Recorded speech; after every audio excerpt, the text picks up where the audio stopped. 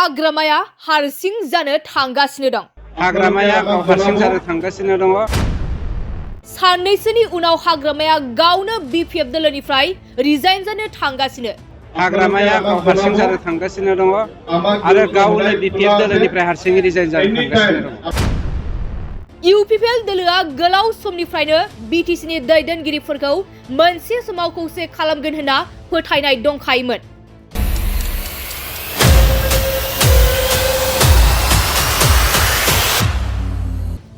बेफोर गोख्रों बाथ्राखौ बिटिआरनि हा आरो हाग्रा बिफाननि मावफुं सोद्रोमा रनजित बसुमतारिया बुंदों।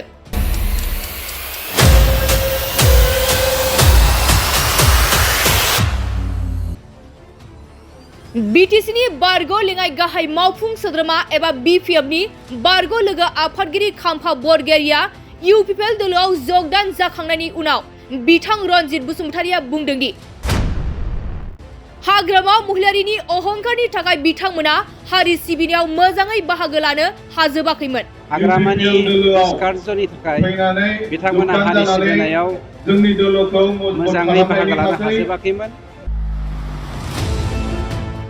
आरो हाग्रामा महिलारिनि गोसोनि साननायखौ जाफुंहोनो थांनायाव बिथांमोननि गोरबोआव दुखु मोनदोंमोन आरो हारि सिबिनो मिजिं थादोंमोन होननानै बुंदों बिथां रनजित बसुमतारिया। बिनिखायनो इउपिपिएल दोलोआ गासैनोबो समान मोनथाय होनायनि जाहोनाव बेखौ मोजां मोननानै दिनै बीपीएफ दोलोनि दैदेनगिरिफोरा इउपिपिएल दोलोआव हाबफैदों होननानैबो बुंथिदों बिथां रनजित बसुमतारिया। इउपिपिएल दोलोआ गोबाव समनिफ्रायनो मोनसे फोथायनाय दङमोन जे मोनसे समाव बिटिसिनि लिडारखौबो जोङो खौसे खालामनो हागोन होननानै, आरो बेखौनो संदाननानै दिनै बिपिएफ दोलोनि मैखोम दैदेनगिरिफोर, जाय दैदेनगिरिफोरा थांनाय 17 बोसोर बर' हारिखौ आरो बर'निखौ दैदेनबोबाय, नाथाय हाग्रामानि निष्कार्यनि थाखाय बिथांमोना हारि सिबिनायाव मोजाङै बाहागो लानो हाजोबाखैमोन।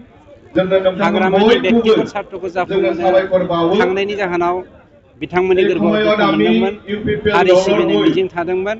बेनिखायनो डेम'क्रेटिकेलि जोंनि इउपिपिएल दोलोआ गासैनोबो समान मोनथाय होनायनि जाहोनाव बेखौ मोजां मोननानै दिनै बीपीएफ दोलोनि दैदेनगिरिफोरा इउपिपिएल बाहागो लाफैदों।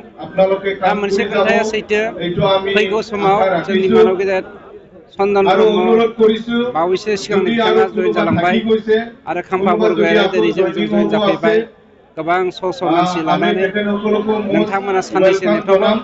हाग्रामाया गाव हारसिं जानो थांगासिनो दङ आरो गावनो बीपीएफ दोलोनिफ्राय हारसिङै रिजाइन जानो थांगासिनो दङ। थासारिया माबायदि? 14 नं चिरां दुवारनि थासारि, नोंथाङा जे नोंथांनि गोख्रों हाबा मावनायनि गेजेरजों बीपीएफ दोलोखौ गैया खालामनो हाबाय, माबायदि अनुभब मोनदों?